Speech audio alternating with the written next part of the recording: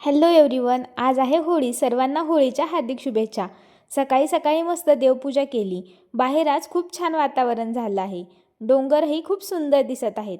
जणू ऊन सावलीचा खेळच चालू आहे.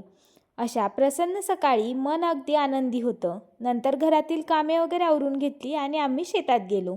शेतात ज्वारी काढण्याचं काम चालू आहे.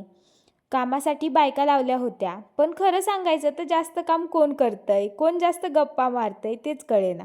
मी त्यांच्यावर लक्ष ठेवून होते. कोणाला पाणी, कोणाला विळा, तर कोणाला थोडा आराम हवा होता. सगळी व्यवस्था करावी लागते.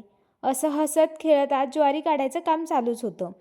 तिथेच शेताच्या बांधावर ही फुलांची सुंदर सुंदर झाडं होती.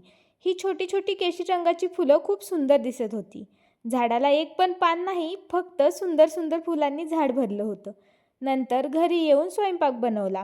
होळीसाठी लागणाऱ्या पूजेची तयारी पण करून घेतली.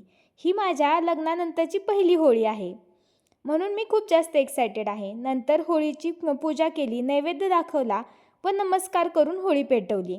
असं पारंपरिक पद्धतीने होळी साजरी करताना खूप छान वाटलं. तर असा होता माझा दिवस. भेटू पुढच्या व्लॉगमध्ये. Thank you all.